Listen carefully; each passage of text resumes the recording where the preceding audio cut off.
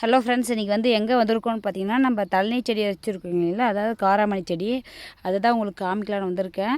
இங்கே வந்து பார்த்திங்கன்னா, நம்ம தோட்டத்தில் வந்து பார்த்திங்கன்னா, இந்த மழையில், அதாவது பெஞ்சல் புயல் காரணமாக எதுவுமே வரலன்னு சொல்லியிருந்தேன் இல்லைங்களா, அந்த மாதிரி பாருங்கள். அது ஃபுல்லாகவே பாருங்கள், எல்லாமே செடி கொடிகளாகவே இருக்குது. பட் வந்து செடி வந்து ஒழுங்காக வந்துச்சா இல்லையான்றது வந்து கொஞ்சம் கன்ஃபியூஷனாக இருக்குது. கன்ஃபியூஷனாக இருக்குது அப்படின்னு சொல்லலாம். ஏன்னு பார்த்தீங்கன்னா, ஒரு செடி வந்து பார்த்திங்கன்னா ஒரு தாவல் இருக்குது, இன்னொரு செடி வந்து பார்த்திங்கன்னா இன்னொரு தாவல் இருக்குது. ப்ளஸ் வந்து அந்த உப்பையா அப்படின்னு சொல்லுவோம்ல, அதாவது பாம்பு இந்த மாதிரி பூச்சிகள் இருக்கிறதுக்கு சான்சஸ் அதிகமாகவே இருக்குது.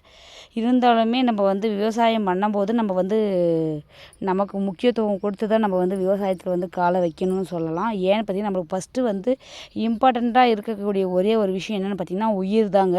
அந்த உயிருக்கு வந்து காசு வந்து அப்பாற்பட்ட விஷயம். விவசாயம் வந்து நான் அதுக்கப்புறம் தான் சொல்லுவேன். ஃபஸ்ட்டு வந்து நம்ம உயிர் தான். நம்ம உயிருக்கு அப்புறம் தான் எல்லாமேன்னு சொல்லலாம். அந்த அந்த வகையில் பார்த்திங்கன்னா, இது வந்து பார்த்திங்கன்னா புதார் மாதிரி இருக்குது பாருங்கள். அப்படியே என்ன பண்ணுறதுங்க, இந்த குச்சி இந்த கல்லு எடுத்து போட்டு தான் நம்ம வந்து விவசாயமே பண்ணணும். அப்போ தான் நம்ம வந்து உயிர் வந்து ரொம்ப பெனிஃபிட். ஏன்னா உயிர் போயிடுச்சுன்னா வராது இல்லைங்களா. ரொம்ப முக்கியமான இம்பார்ட்டன்ட் விஷயம் என்னென்னு பார்த்தீங்கன்னா உயிர் தாங்க. அதுக்கப்புறம் தான் எல்லாமே, அமௌண்ட்டு, விவசாயமாக இருக்கட்டும், ப்ளஸ் வந்து எல்லாமே சொல்லலாம். ஓகேங்களா. இந்த வகையில் ஏன் நான் வந்து இப்போ உயிரை பற்றியோ இந்த பாம்புகள் பூச்சி பற்றி இப்போ நான் சொல்கிறேன்னு பார்த்தீங்கன்னா, அன்றைக்கி நான் வந்து இந்த பக்கம் வந்து நோட் பண்ணிட்டு வந்துகிட்டே இருந்தேன். அப்போ வந்து பார்த்திங்கன்னா, அந்த பக்கம் ஒரு பாம்பு எந்த சைஸு, இவ்வளோ சைஸ் பாம்புங்க. அப்படியே கண்ணுக்கே தெரியல, சைஸ் மட்டும் தெரியுது, அந்த பாடி மட்டும் தெரியுது, உடம்பு மட்டும் தெரியுது. அந்த அளவுக்கு சைஸில் இருக்குது. அது ஃபேஸே தெரில, அப்படியே வேகமாக போகுது.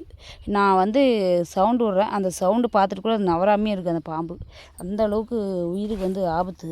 இந்த விவசாயம் தான் சும்மா இல்லைங்க. பாருங்க, நம்ம தழனி செடின்னு சொல்கிறோம் இல்லைங்களா, பாருங்கள், தழனி கை விட்டுருக்கா கிட்டத்தட்ட பாருங்கள். எத்தினி ஃபுல்லாகவே தழனி செடி தான். தழனி செடியில் எங்கெங்கே எவ்வளோ பிஞ்சு இருக்குது பாருங்கள். இது ஃபுல்லாகவே போன வருஷம்லாம் பார்த்திங்கன்னா, ஒரு பொய் சொல்லக்கூடாதுங்க, விவசாயத்தில் வந்து பார்த்திங்கன்னா போன வருஷம் பார்த்திங்கன்னா ஒரு வீட்டுக்கு வந்து ஒரு இந்த மாதிரி அரை ஏக்கரா போட்டாங்கன்னா, அந்த மாதிரி லாஸ்ட் வரைக்கும், ஓகேங்களா, இது வரைக்கும் போட்டாங்கன்னா அரை ஏக்கரை போட்டாவே ஒரு 10 மூட்டை விளையும்.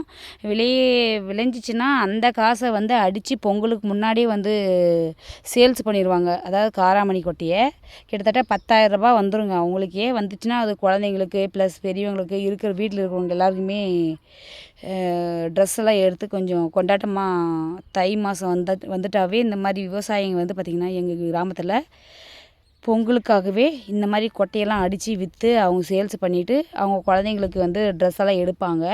பட் இந்த வருஷம் வந்து பார்த்திங்கன்னா யார் பார்த்தாலுமே எனக்கு தெரிஞ்ச அக்காங்க எங்கள் குழந்தைங்கன்னா நம்ம அக்காங்களாம் வந்து பார்த்திங்கன்னா ரொம்ப புலம்ப ஆரம்பிச்சிட்டாங்க. ரொம்ப பாவம். ஏன்னு பார்த்திங்கன்னா நமக்கு விட்டுருக்குதே, செடிக்கு விட்டுருக்குதே 2 காய் விட்டுருக்கு பாருங்கள்.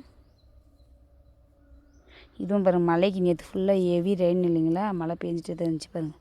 பச்சை காய்ங்க பாருங்கள், பச்சை மண் அப்படின்ற மாதிரி பச்சை காய்ங்க, அதுவே பொழந்துருக்கு பாருங்கள். தெரியுதுங்களா.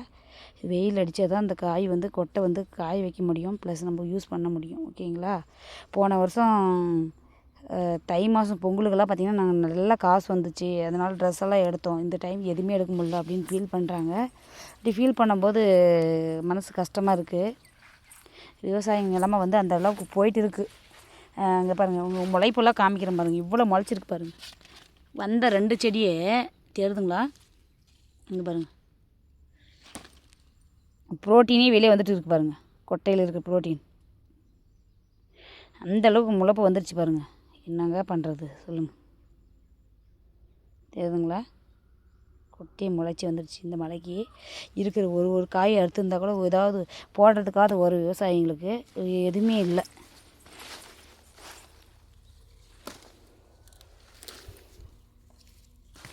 அறுக்கலாமா வேண்டாமா, இல்லை மாடு கட்டி மேய்ச்சிடலாமா அப்படின்றதில் இருக்கிறாங்க. இருந்தாலுமே பாருங்கள், ஃபுல்லாக அந்த பக்கம் இல்லாத இந்த பக்கம் இல்லாமல் எல்லாமே அப்படி தான் இருக்குங்க. தழனி செடி மட்டும் இல்லைங்க, எல்லாம் மஞ்சள் செடி அதே கதியில் தான் இருக்குது. ப்ளஸ் வந்து துவரை வந்து நாட்டு துவரைன்னு சொல்லுவோம் இல்லைங்களா, அதாவது மலை துவரையும் இருக்குது, நாட்டு துவரையும் இருக்குது. நம்ம கிராமத்தில் வந்து 2 துவரையுமே இருக்குது. ப்ளஸ் வந்து பார்த்திங்கன்னா மொச்சை செடி இருக்குது இல்லைங்களா, அதாவது அவரை மொச்சை அதுவும் இருக்குது. அது வந்து நாளைக்கு வீடியோவில் நான் அப்லோட் பண்ணுறேன். நாளைக்கு வீடியோவில் என்ன வரும்னு பார்த்தீங்கன்னா, துவரை செடியும் ப்ளஸ் வந்து அவரைக்காய் செடி அது ரெண்டுமே நான் உங்களுக்கு ஷேர் பண்ணுறேன் நாளைக்கு. அது எப்படி வந்திருக்குன்றதையும் நான் காமிக்கிறேன். இந்த சீசனில் என்னென்ன வந்திருக்கு, என்னென்ன வரல, இந்த மழையில் என்னென்ன போச்சு, என்ன பெனிஃபிட் நமக்கு வந்துச்சு, கவர்மெண்ட்லேருந்து எதுவுமே வரலைங்க. எல்லாம் போனது தான் மிச்சம். எதுவுமே கவர்மெண்ட்லேருந்து இன்னும் மானியமே தரல. ப்ளஸ் கிருஷ்ணகிரி மாவட்டத்துக்கு வந்து பின்னாடி வந்து அறிவிக்கிறேன் சொன்னாங்க நிவாரணம். பட் எதுவுமே நிவாரணமே அறிவிக்கலை. எல்லாத்துமே அழுகி போயிடுச்சுங்க. செடியோட செடியாக மண்ணாக ஆயிடுச்சு. எதுவுமே வரலைங்க. அதுதான் இம்பார்ட்டன்ட் முக்கியமான விஷயம் என்னென்னா அதுதாங்க. ஒன்றுமே விளையல. இந்த வருஷம் வந்து தானிய களஞ்சியங்களே இல்லைன்னு சொல்லலாம். அந்த அளவுக்கு மோசமான விவசாயம் வந்து நோக்கி போய் கொண்டிருக்கிறது சொல்லலாம்.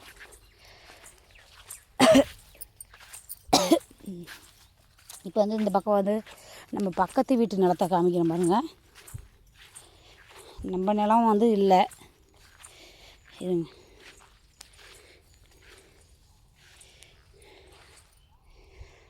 இவங்களது எப்படி இருக்குது பாருங்க. காய் ஏதாவது வந்திருக்கா? இது அங்கங்கே ஒன்று தாங்க வந்திருக்கு.